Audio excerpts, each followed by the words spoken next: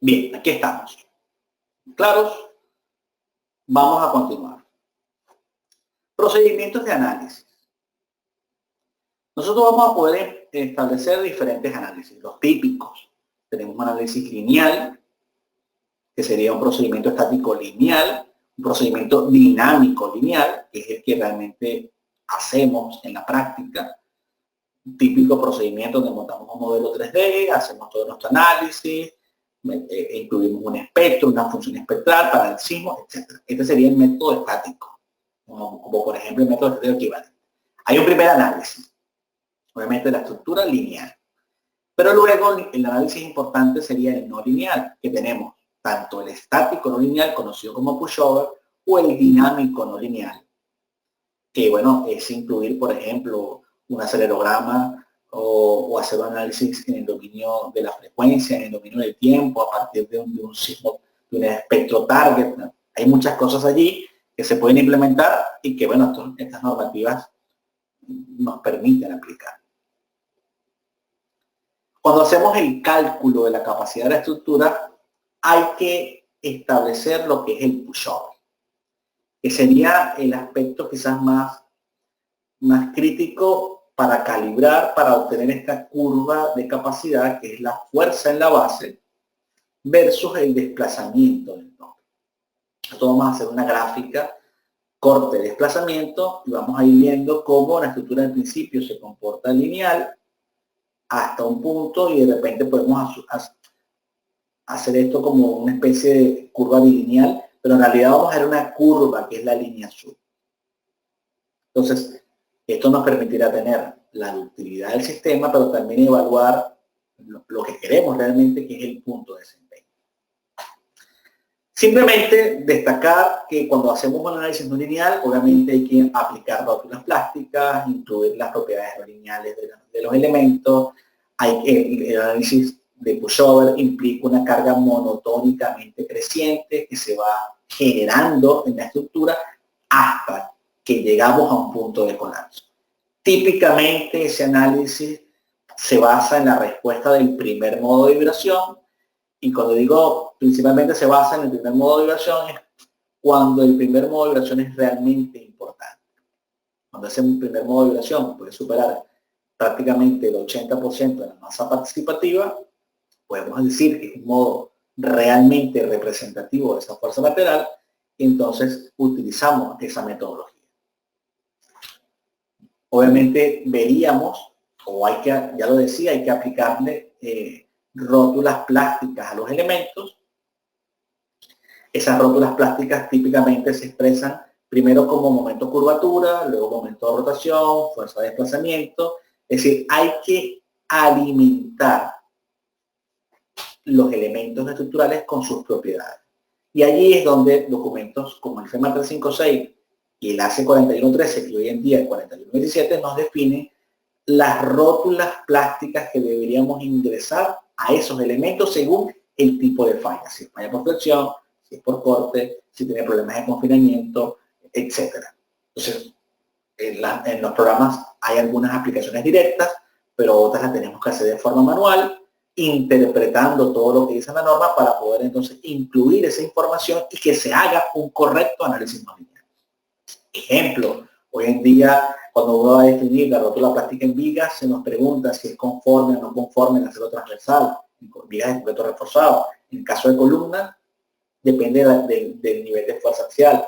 Depende también si es una condición I, 2I, 3I, 4I, es decir, hay muchas tablas para poder establecer estas rótulas. Y en el caso del acero dependerá, por supuesto, de las relaciones de aspecto, ancho, espesor de las alas que pueden definir si un elemento es sísmicamente compacto o no es compacto, o lo que hoy en día se conoce como de moderada utilidad o de alta utilidad. En el caso de los patrones de carga lateral, pudiéramos decir que el caso número uno, que es el principal, es el que se basa en el modo fundamental de vibración. Según sea la forma del modo, se va a producir una fuerza lateral. Si el modo, si esto es, por ejemplo, un valor de 1, si esto es un valor de 2, y esto es un valor de 3, y es perfectamente triangular, se supone que la fuerza Cuando aquí haya 1000, aquí habrá 2000 y aquí habrá 3000. ¿Por qué? Porque lo que estamos diciendo es que la fuerza sea proporcional a las deformaciones relativas del modo. Otro caso 2, que pudiéramos decir está en desuso, sería proporcional a la masa total de cada nivel. Un caso 3 sería una distribución proporcional a las fuerzas de piso. Aquí, que este es uno de los casos que más utilizamos, lo interesante de este caso es que lo que hacemos es obtener el corte de piso dinámico del análisis dinámico, ¿sí? Del análisis dinámico, pero tomando en cuenta todos los modos. Todos los modos. Es decir, a través de un análisis de la combinación cuadrática completa. Entonces, al hacer la combinación cuadrática completa, tenemos todos los cortes y proponemos entonces una distribución de fuerzas que sea proporcional a los resultados del análisis dinámico de todos los modos. Eso es importante, por ejemplo, en esas estructuras donde el modo 1 no tiene tanta masa participativa o en estructuras que pueden ser incluso hasta irregulares. Otra sería una distribución básicamente a través de un método estático y también, bueno, llegaríamos a lo que sería un procedimiento general. ¿Por qué? Porque si nosotros vemos un poco este procedimiento general, primero hay que definir un caso no lineal asociado a la carga gravitacional, la acción gravitacional permanente y variable. Luego, un segundo caso que sería el no lineal asociado al patrón de fuerza lateral, que típicamente arranca, vamos a decir, generando que por lo menos los esfuerzos de los elementos estén a un 10% de su resistencia, como arranque. Se define un punto control que en un pórtico sería esta esquina y en la estructura 3D sería prácticamente el centro de masa del último nivel. Se aplican las rótulas plásticas, se hace un análisis completo a través de lo que sería el software típicamente que utilicemos y luego se obtiene la curva de capacidad. Esta secuencia es la que hacemos siempre en cualquier modelo de análisis. Y aquí estarían las tablas. Por ejemplo, hemos empezado colocando las tablas del tema 356. Fíjense la típicamente llamada 6-7, que es para vigas de concreto reforzado. Aquí se da una serie de condiciones, esto hay que saberlo manejar, obviamente, pero vemos que hay una condición I, 2I, 3I y 4I, y esas condiciones lo que varían son en función del tipo de falla. Estamos hablando de falla por flexión, falla por corte, falla por un inadecuado desarrollo, podemos decir incluso de solapes, y un inadecuado desarrollo de la junta viga-columna. Entonces, hay que elegir unos valores de rotación plástica. Valores de A, de B, de C, que son estos valores de A, de B y de C. Que esto no es más que, por ejemplo, definir momento rotación. Diagrama momento rotación. Entonces, eso se ingresa a nuestro modelo en cada uno de los elementos, en cada extremo de los mismos, para poder decirle cómo es la resistencia de ese elemento y que pueda entonces representar de forma adecuada la rótula plástica. Cosa que ya veremos rápidamente ahora en unos minutos en un modelo. Vemos también el caso de las columnas de concreto reforzado, donde ahí interviene la carga axial. También hay una serie de condiciones. Esto cambió un poco en el AC4113, porque ahora en las vigas de concreto reforzado es bastante similar, pero en las columnas tenemos una condición I, 2I, 3I y 4I, que cuando uno entra a revisar, la cosa no es tan fácil. No es tan fácil. Para poder saber si hay una condición I, 2I, 3I, hay que saber, por ejemplo, establecer una adecuada relación de si ese elemento podría o no sufrir un problema de cortante, y para ello hay que hacer todo un estudio del corte máximo versus el corte, digamos, resistente con una serie de condiciones de la norma para poder entonces yo arbitrariamente decir está en la condición no. No es tan simple. Tiene una serie de aspectos que hay que establecer y que ahora que me salgo un poco de la presentación se los puedo destacar. Igualmente para las puntas viga columna de concreto reforzado, también habría unas tablas. Si no cumpliera la adecuada relación de momentos o hubiese un problema de corte en la punta, o sea, aquí tenemos también los parámetros numéricos para modelar. Y en el caso del acero, en función a las esbelteces de alas y de alma, entonces tenemos valores de ductilidad, valores de deformación.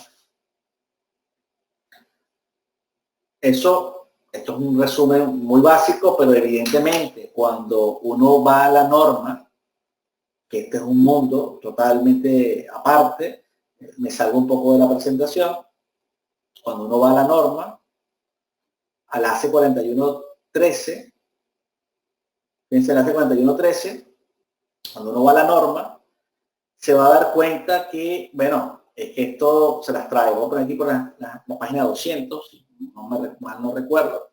Sí, voy a colocar esto un poquito más abajo. Este es el capítulo 10 de concreto. Y aquí, en este capítulo, por ejemplo, se dan todas las condiciones. Por lo tanto, cuando vamos bajando, van a darse cuenta que empiezan a aparecer las tablas, primero las condiciones de rigideces efectivas para vigas, columnas, etcétera. Aparecen las primeras imágenes de lo que son las gráficas de las rótulas plásticas, pero luego van a empezar a ver la tabla 17, que es para vigas de concreto reforzado, y que aquí siempre hay comentarios que van ligados a la aplicación de este elemento. Por ejemplo, quién es el corte B, cómo se considera una situación conforme o no conforme, todo esto se ve aquí.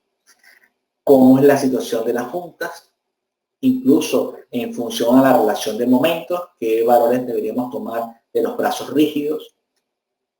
Cuando caemos en columnas tenemos la condición I, 2I, 3I y 4I. Hay también un comentario para el manejo de esta tabla y en ese caso específico hay tablas como la 1011 que nos dice en función a la relación B sub P entre B sub 0, que es el corte plástico entre el corte resistente, dependiendo de esa situación y de la disposición de los aceros transversales, vamos a caer en condición I, 2I y 3I. Entonces, esas condiciones hay que saberlas aplicar y aquí empiezan a aparecer las fórmulas que manejamos. Entonces, ¿qué hemos hecho nosotros? Unas tablas, obviamente, de resistencia de todos estos elementos de cara a un proyecto real. Una de las cosas interesantes que tiene la especialización es que el último proyecto es una revisión de un edificio completo, donde la persona tiene que definir las rótulas plásticas de cada uno de los elementos conforme a la norma, introducir esa información y luego plantear un análisis de esa edificación en su condición original para luego proponer un sistema de refuerzo. Ese es el final de la historia. Bien, entonces bueno, esto está aquí. Sepan que estos son los documentos. Y bueno, de igual manera se tendría del AC4117. Voy a echar para atrás para volver a la presentación.